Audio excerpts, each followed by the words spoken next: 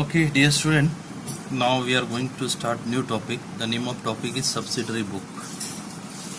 So what we have to study in this topic, there is contents are given. Theoretical information is there, that is the meaning and need for maintaining subsidiary book. And then there is a information about the cash book with cash column. And then cash book with cash and bank column, that is double column cash book, and simple and analytical petty cash book. Under Impress system, purchase book, purchase return book, sales return book, and journal proper. These all are the informations it is given in the topic. After that,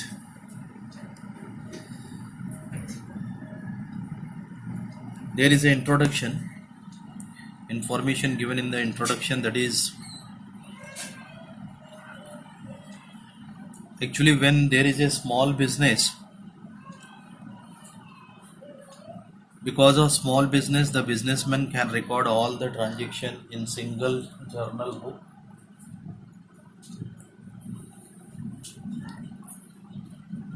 But as the business expand, जब छोटा business रहता है तो सभी जो व्यवहार है, business के ट्रांजैक्शन है, वो एक सिंगल जर्नल में कंप्लीट हो जाता है, क्योंकि number of transactions are less there in small business. But specially in the large business the number of transaction become so large. मतलब जो ट्रांजैक्शन है, जो व्यवहार होता है बड़े बिजनेस में, वो ट्रांजैक्शन, नंबर ऑफ ट्रांजैक्शंस बढ़ते हैं, क्योंकि बिजनेस बड़ा है तो आपको उस ट्रांजैक्शन भी क्या हो जाएगा, बड़ा हो जाएगा. There will be large number of purchase, large number of sales and other transactions may be there. So then specially it is required to sub divide the journal into special journal which are called subsidiary book. मैं इसको अगर simple meaning में आपको बता दूं तो subsidiary book जो है, ये पूरा जो जर्नल है वो अलग अलग पार्ट्स में डिवाइड हो जाता है. मतलब इसके बाद में मैं आपको बताने वाला हूँ कि कौन से सिस्टम से वो डिवाइड होता है, लेकिन मैं अभी आपको एक थोड़ा सा हिंट दे देता हूँ कि कैश ट्रांजेक्शन अलग हो जाते हैं और क्रेडिट ट्रांजेक्शन अलग हो जाते हैं. कैश ट्रांजेक्शन में भी अलग अलग बुक्स है और क्रेडिट ट्रांजेक्शन में भी, जैसे मैंने अभी आपको इंट्रोडक्शन में कंटेंट्स में बताया, परचेज बुक है, परचेज रिटर्न है, सेल्स बुक है, सेल्स रिटर्न बुक है. तो इस तरह से जो सब्सिडरी बुक्स हैं वो जो है सेगमेंटेड हो जाते हैं. जर्नल से वो अलग अलग सब्सिडरी बुक में सेगमेंट हो जाते हैं. Actually what is the subsidiary book? It is subdivision of journal on the basis of nature of the transaction and it is known as the subsidiary book. Of course, nature of the transaction का मतलब यहाँ से ये होता है कि जो transaction है, अगर वो कैश ट्रांजेक्शन है तो वो कैश बुक में जाएगा, और क्रेडिट ट्रांजेक्शन है तो वो सब्सिडरी बुक में चले जाएगा. तो इस तरह से वो नेचर ऑफ ट्रांजेक्शन से जो है अलग अलग बुक्स में उसकी पोस्टिंग हो जाती है, उसी को हम लोग सब्सिडरी बुक बोलते हैं. These books are also called as books of original entries और प्राइम एंट्रीज. इसको हम लोग प्राइम एंट्रीज भी बोलते हैं, books of prime entries, because the transactions are first recorded in subsidiary book and then posted in the ledger. यहाँ पे ये बहुत इंपॉर्टेंट बात है कि पहले जो ट्रांजेक्शंस है वो रिकॉर्ड कहाँ पे होता है, सब्सिडरी बुक में. सब्सिडरी बुक में रिकॉर्ड होने के बाद में तब उसकी जो पोस्टिंग है वो कहाँ पे होती है, लेजर में. अब यहाँ पे फिर उसके बाद में नीड दिया है, ज़रूरतें जो सब्सिडरी बुक बनाने की है. पहला तो स्पेशलाइजेशन, तो इसमें एक स्पेशलाइजेशन होता है और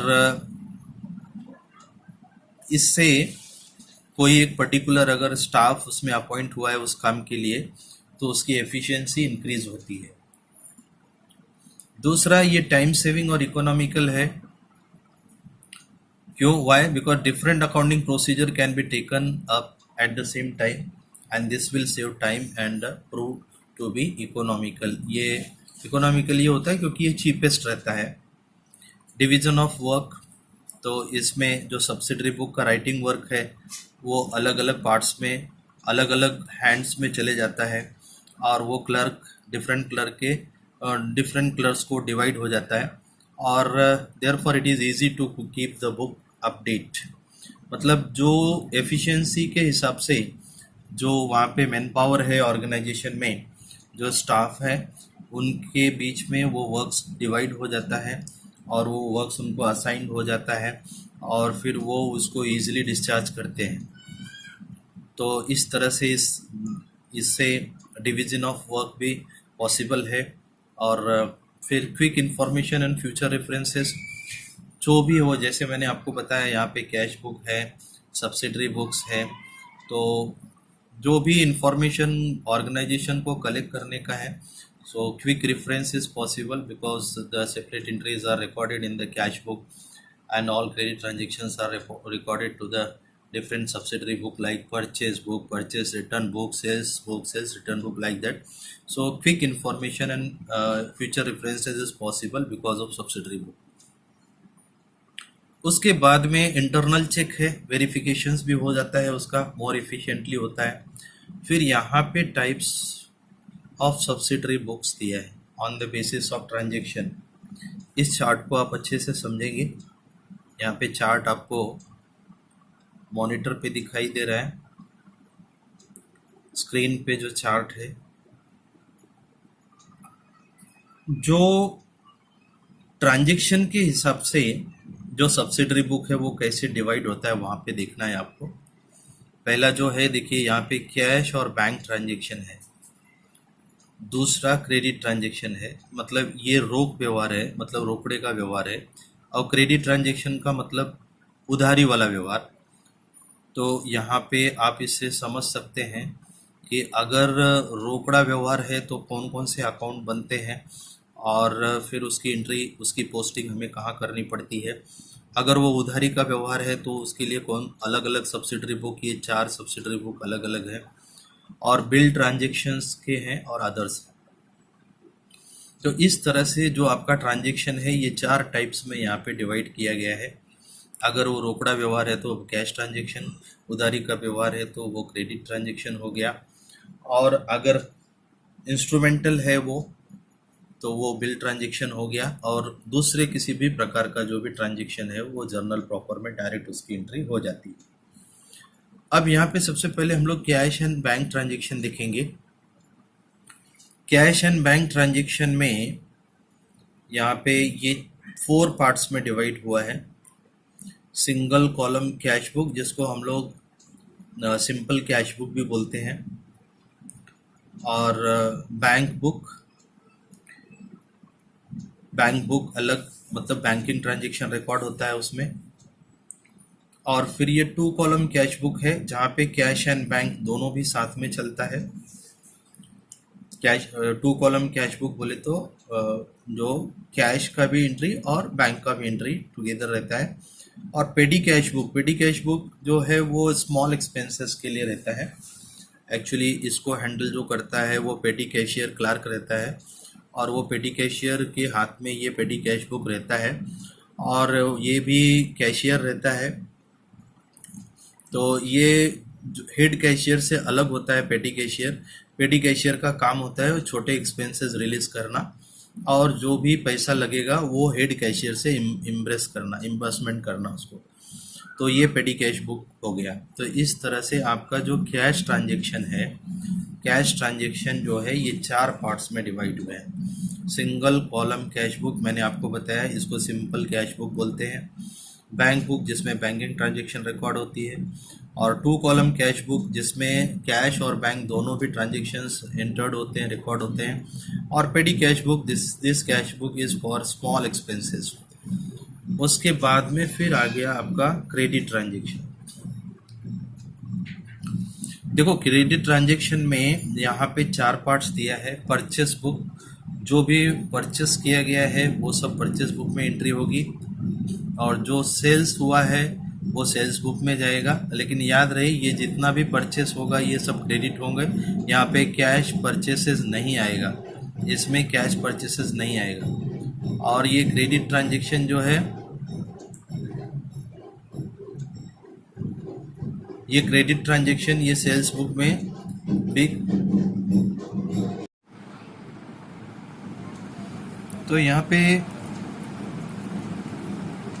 क्रेडिट अगर सेल है तो वो सेल्स बुक में जाएगा। उसके बाद में अगर परचेस रिटर्न है तो वो परचेस रिटर्न बुक में जाएगा, और अगर सेल्स रिटर्न है तो सेल्स रिटर्न बुक में जाएगा। परचेस रिटर्न मतलब परचेस किया हुआ गुड्स अगर पार्टी को बिजनेसमैन ने रिटर्न किया है, ऑर्गेनाइजेशन ने रिटर्न किया है, तो it will go to the purchase return book.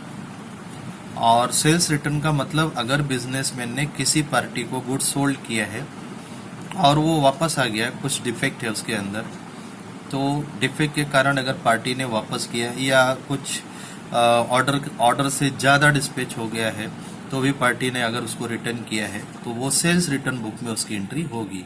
So these 4 different subsidiary book we have to prepare in case if there is a credit transaction, that is purchase book and sales book and purchase return book and sales return book. Then after that bill transaction, अगर वो documentary transactions है तो यहाँ पे 2 आपका book दिया हुआ है, बिल्स रिसीवेबल बुक और बिल्स पेएबल बुक। तो अगर बिल्स रिसीवेबल है, अमाउंट रिसीवेबल है, तो we have to make the effect of that transaction in the bills receivable book. And if the amount is payable by the business, if there is a liability on account of the business, then that liability we have to record to the bills payable book. So if there is a bills transaction, there is 2 different subsidiary book, that is the bills receivable book and bills payable book. And if other type of, ये छोड़ के, ये तीनों type के nature के छोड़ के अगर कोई दूसरा व्यवहार है तो उसके लिए सीधा जर्नल प्रॉपर में उसकी एंट्री होगी। तो उसके बाद में है following are the important subsidiary book. यहाँ पे कौन कौन से सब्सिडरी बुक है यहाँ पे देखिए लाइन से दिया हुआ है। पहला तो कैश बुक है, दूसरा पेटी कैश बुक है, तीसरा purchase book, purchase return book, sales return book and journal proper. तो ये 7 कंटेंट्स हैं इसके सब्सिडरी बुक के। कंटेंट मतलब ये सब्सिडरी बुक में आता है। अब कैश बुक क्या है, what is the cash book, यहाँ पे इंफॉर्मेशन दिया हुआ है, जस्ट आप देखिए। All cash and bank transactions are recorded in the cash book. सभी रोकड़ा व्यवहार जो है, जिसको आप रोक व्यवहार बोलते हो, और बैंकिंग जो भी ट्रांजेक्शन है, मतलब वो ऑर्गेनाइजेशंस, देखो ट्रांजेक्शन का मतलब मैंने आपको ऑलरेडी पहले बताया हुआ है थियरी में, buying and selling of goods and services for money और मनीज वर्थ इज कॉल्ड ट्रांजेक्शन। तो जो भी व्यवहार है अगर वो कैश से हुआ है और अगर वो बैंक के थ्रू हुआ है तो उसकी एंट्री कैश बुक में होगी। लेकिन यहाँ पे फिर से मैं आपको बता दूँ, यहाँ पे कैश एंड बैंक ट्रांजेक्शन्स, अगर दोनों ट्रांजेक्शन एक साथ में रिकॉर्ड होता है तो वो डबल कॉलम कैश बुक होगा, जिसको आप 2 कॉलम कैश बुक बोलते हैं। लेकिन अगर आपने कैश ट्रांजेक्शन की एंट्री कैश बुक में किया तब वो सिंपल कैश बुक होगा। यहाँ पे ये समझने वाली बात है। और उसके बाद में इंफॉर्मेशन है, the cash book has 2 sides where the left hand side is the receipt side, that is called the debit side। जैसे कि अभी हम लोग ने जर्नल में देखा था, जब हम लोग जर्नल बनाते हैं तो कॉलम्स बनाते हैं, पहले डेट लिखते हैं, फिर पर्टिकुलर्स लिखते हैं, फिर LF लिखते हैं, और फिर उसके बाद डेबिट अमाउंट और क्रेडिट अमाउंट। लेकिन यहाँ पे कैश बुक है तो कैश बुक में ये जर्नल प्रॉपर के कॉलम्स इसमें नहीं आएंगे, कैश बुक का कॉलम अलग है, मैं अभी आपको बाद में बताने वाला हूँ। यहाँ पे आपको ऐसे समझना है कि कैश बुक को 2 साइड में डिवाइड हो जाता है। वो कैश बुक दो साइड्स में होते हैं, एक लेफ्ट साइड होता है और एक राइट साइड होता है। तो यहाँ पे लेफ्ट साइड में आपको एकदम क्लियर कट दिया है, where the left hand side is receipt side. जो लेफ्ट हैंड साइड है वो रिसिप्ट साइड है। रिसिप्ट मतलब अगर आपके ट्रांजेक्शन से कैश आ रहा है, अगर बिजनेस के ट्रांजेक्शन से कैश आ रहा है तो वो डेबिट साइड में आएगा, मतलब रिसिप्ट साइड में लिखेंगे।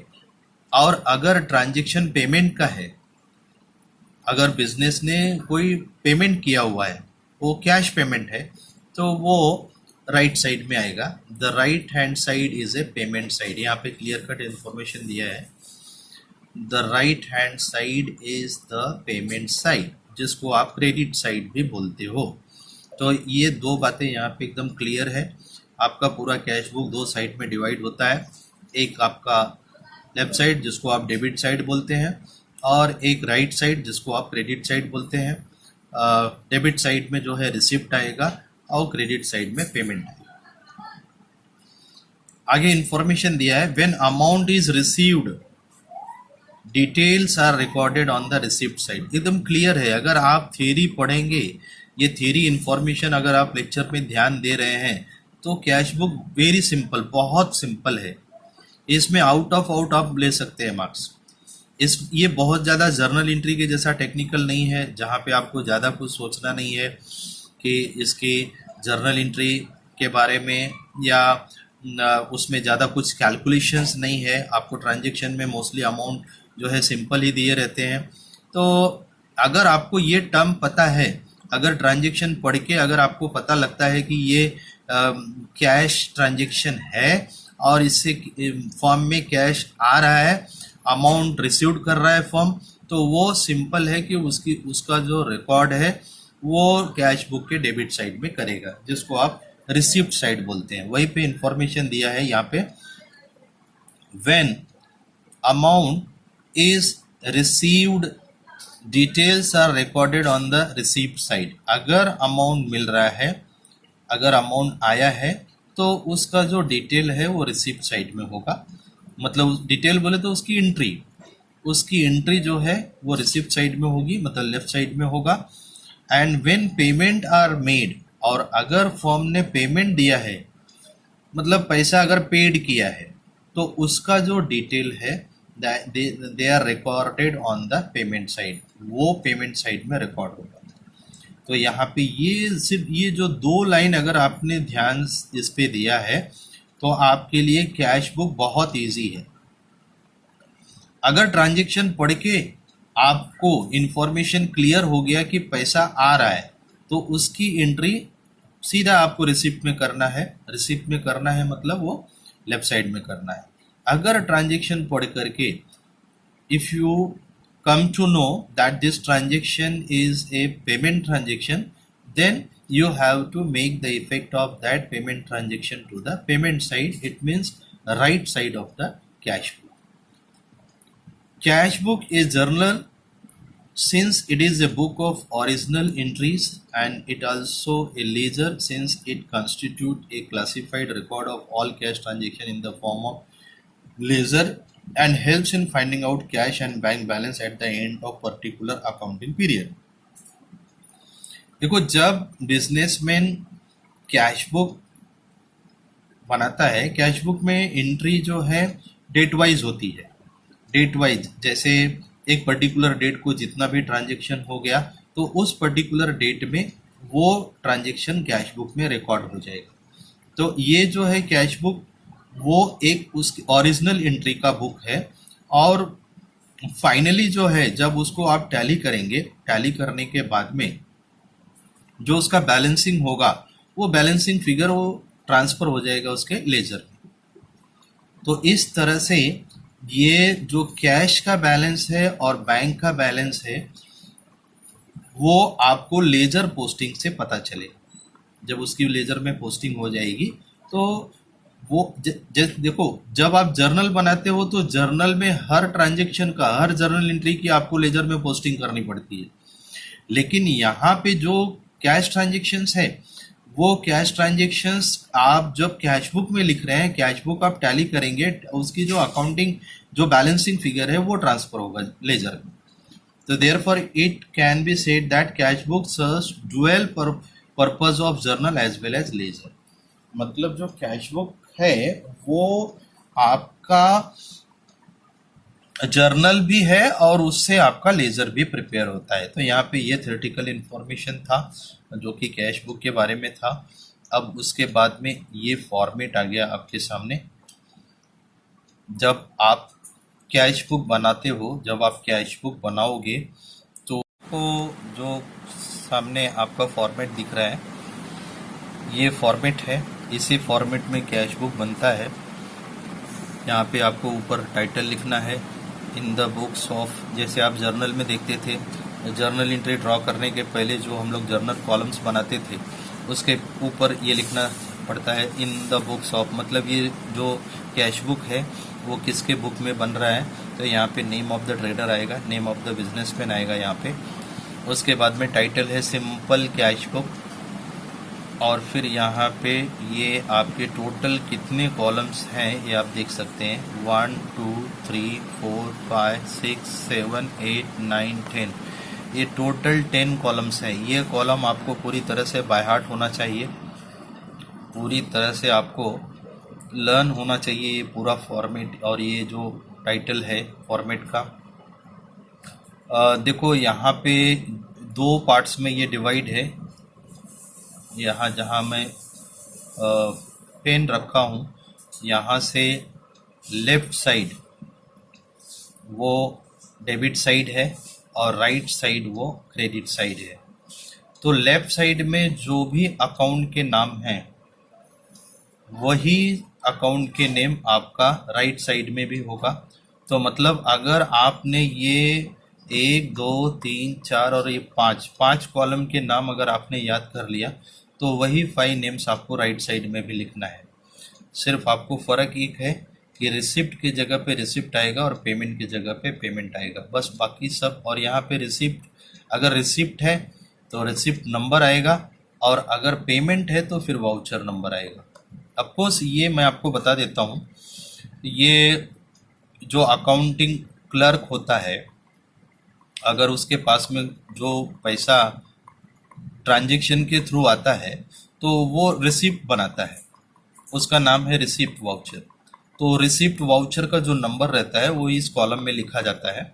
अगर ट्रांजैक्शन में दिया है तो लिखना है, और अगर ट्रांजैक्शन में नहीं दिया है तो इसको लिखने की कोई ज़रूरत नहीं, लेकिन कॉलम तो हमें बनाना पड़ेगा।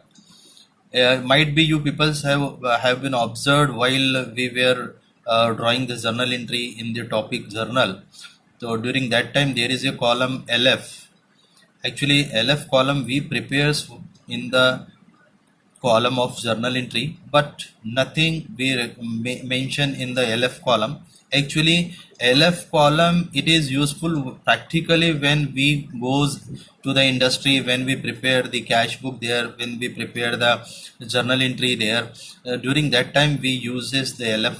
In LF we have to write the page number. Actually this column is for page number, on what page we have make the entry of that particular transaction, that page number we have to write here.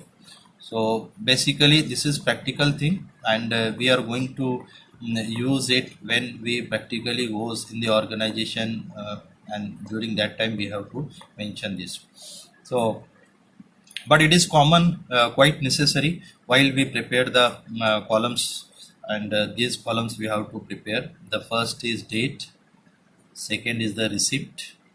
In receipt we have to write all the information on what account we have received the amount, so all that account we have to mention here.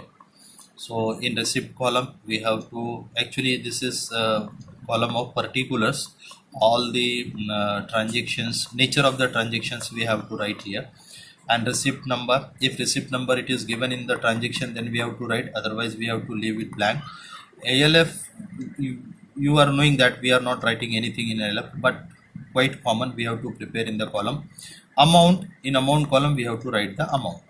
The same column we have to write to the payment side also, date, payment, voucher number, LF and amount. So this left side we have to treat as the debit, and right side we have to treat as the credit. So this column name of the column we have to remember. Otherwise, the transactions, we cannot make the entry of the transaction in their proper order, in their proper required manner, and therefore there is total 10 columns. We have to be very sure about that. 1 2 3 4 5 6 7 8 9 10. So these 10 columns we have to prepare in the simple cash book. And then after that, here in your textbook, there is a transaction given at prepare a simple cash book. Now we are having the problem, this problem we have to solve. And on March 2019, on 1st March, cash in hand, and then 5th March, cash paid to Suresh, 7th March, cash purchases, cash received from Prakash, cash sales, paid carriage, paid salary. So theoretically, first I explain you the things, then we will do it on the uh, practically we have to do it. Look here, cash in hand. So this cash in hand, this is the opening balance of cash. So this opening balance will go to the receipt side, that is the left side of cash book, and we have to write in the receipt to balance brought down. To balance brought down, actually opening balances, that is the style of writing opening balances in the bookkeeping, that is to balance BD, B oblique D. So this will go to the debit side, and then 5th March, cash paid to Suresh. Look here, the word paid is there. मतलब business ने सुरेश को cash paid किया है. Paid किया है मतलब ये payment को जाएगा. पेमेंट को जाएगा मतलब कौन से साइड में इसकी एंट्री होगी? We have to make the entry of this payment to the credit side of cash book. In payment side, we have to write the name of Suresh, and this 1000 we have to write to the amount column. Then after that, 7th March, cash purchases, मतलब goods को cash में खरीदा. तो आपको जब हम goods को cash में खरीदते हैं तो वो पेमेंट होता है, हम पेमेंट करते हैं, तो इसकी एंट्री भी जो है वो पेमेंट साइड में आएगी. तो ये दोनों, मतलब 5 तारीख का और 7 तारीख का, ये दोनों ट्रांजेक्शन कैश बुक के पेमेंट साइड में इसकी एंट्री होगी. और फिर उसके बाद में 14 तारीख को है कैश रिसीव्ड फ्रॉम प्रकाश, ये रिसिप्ट साइड में आएगा. और कैश सेल्स किया है, बेचा है, गुड्स को कैश में बेचा है, तो आपको से रिसिप्ट में आएगा. मतलब 14 तारीख और 16 तारीख ये दोनों ट्रांजेक्शन रिसिप्ट में आएंगे. और पेड कैरियज पेड किया है, तो ये दोनों, ये भी पेड है 20 तारीख का, और ये 25th का भी पेड है. तो ये दोनों भी पेमेंट साइड में आएंगे. तो इसको अब हम लोग देखते हैं कि इसको हम लोग सिंपल कैश बुक में कैसे करेंगे.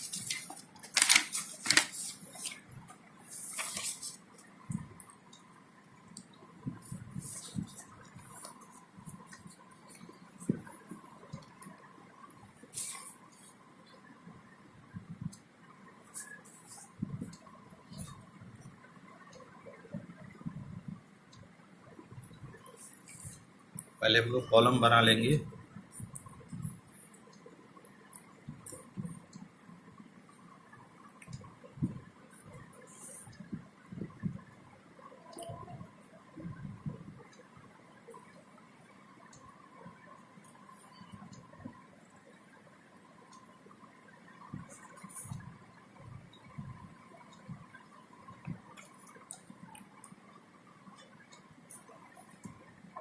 डेट कॉलम होगा,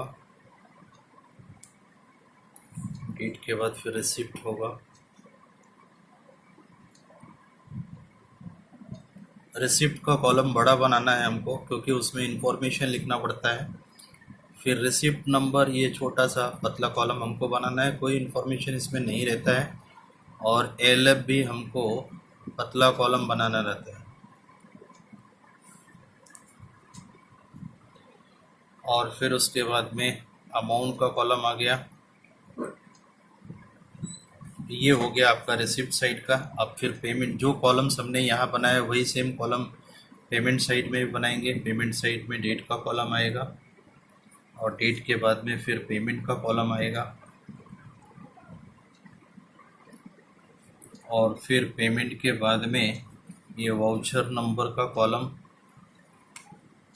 और वाउचर नंबर के बाद में फिर ये एलएफ का कॉलम।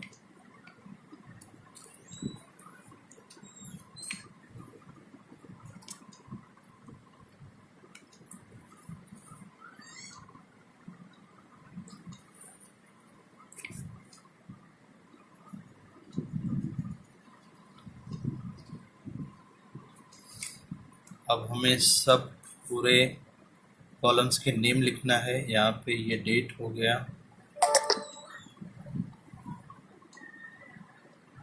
और ये आपका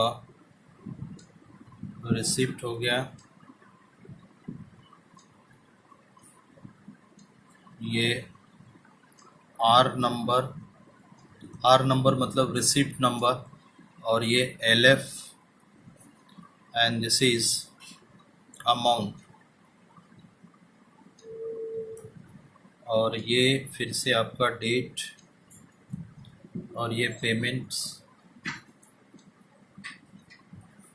और ये वाउचर नंबर जिसको हम लोग वी नंबर लिखते हैं और ये एलएफ और ये अमाउंट। और ऊपर लिखना है in the books of company.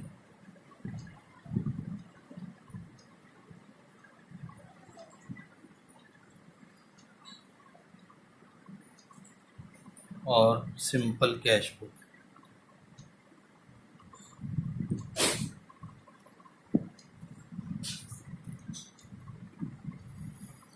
पहला जो ट्रांजैक्शन है, यहाँ पे डेट आपको लिखना है 2019 और यहाँ पे आपको मार्च 1। मैंने आपको बताया था कैश इन हैंड, यहाँ पे सीधा उसको रिसिप्ट साइड में टू बैलेंस B/D लिखना है। और अमाउंट ये यहाँ पे डैश करना है एलएफ में और अमाउंट में डायरेक्ट आप 2500 लिख देंगे। उसके बाद में 5 मार्च को जो ट्रांजैक्शन है वो पेमेंट में आएगा, क्योंकि पेड है, वो सुरेश को पेड किया है। तो यहाँ पे फिर 2000 डेट में 19 और मार्च 5। यहाँ पे पेमेंट साइड में आप लिखेंगे तो यहाँ पे आपको ध्यान देना है, बाय लिखना है, जिसको पेमेंट किया उसका नाम लिखना है, बाय सुरेश अकाउंट। और पेमेंट में आएगा जो अमाउंट है 1000, इस तरह से। उसके बाद में 7th जो है कैश परचेस है, तो 7th भी यहीं पे आएगा, बाय परचेस अकाउंट।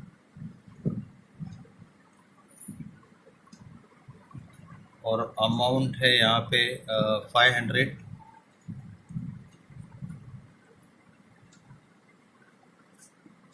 और उसके बाद में 14 को cash received from Prakash. 14th received है तो रिसीप्ट में आएगा, यहाँ पे 14 डेट लिखना है, टू प्रकाश अकाउंट। यहाँ पे डैश करना है। उसके बाद में अमाउंट में 1000 लिखना है।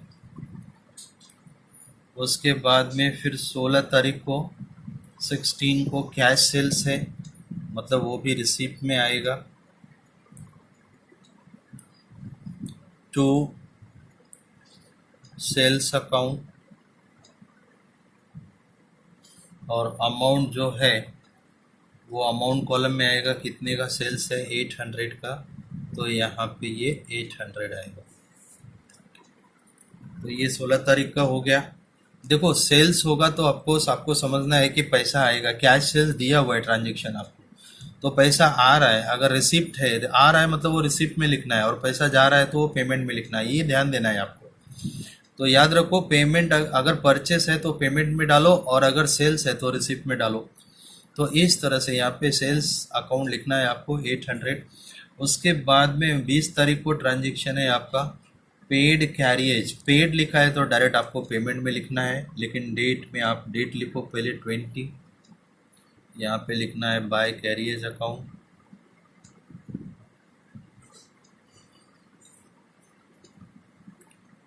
और अमाउंट में लिखना है आपको 100। उसके बाद में फिर 25 को है, 25 को पेड सैलरी है, तो पेड है तो वो भी पेमेंट में आएगा। यहाँ डेट लिखना है आपको, और फिर यहाँ पे लिखना है बाय। पेमेंट में याद रखो ये इम्पॉर्टेंट है, पेमेंट साइड में आपको ये बाय लिखना ज़रूरी है, और रिसिप्ट में आपको ये टू लिखना इम्पॉर्टेंट है। यहाँ पे ये ध्यान देना है आपको सबको। बाय सैलरी अकाउंट, और यहाँ पे आएगा 500।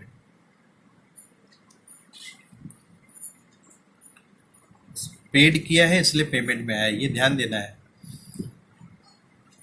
अगर आपका एक भी पेमेंट रिसिप्ट में चले गया या एक भी रिसिप्ट पेमेंट में गया तो then the balance will not be correct. तो आपका पेमेंट में टोटल जो ट्रांजेक्शन है वो आपका 4 ट्रांजेक्शन है, और रिसिप्ट साइड में ओपनिंग बैलेंस पकड़ के 3 इफेक्ट है। रिसिप्ट साइड में 3 इफेक्ट है, और पेमेंट साइड में 1 2 3 4 इफेक्ट है। अब इसको टैली करना है। टैली करने के लिए 2-3 लाइन छोड़ के हमको दोनों साइड में टैली का कॉलम बनाने का है। इसको हम लोग टैली कॉलम बोलते हैं। और याद रखो, टैली कॉलम के नीचे ये 2 लाइन ड्रॉ करना ज़रूरी होता है। ये बीके के कुछ रूल्स हैं जिसको ध्यान देना है हमको।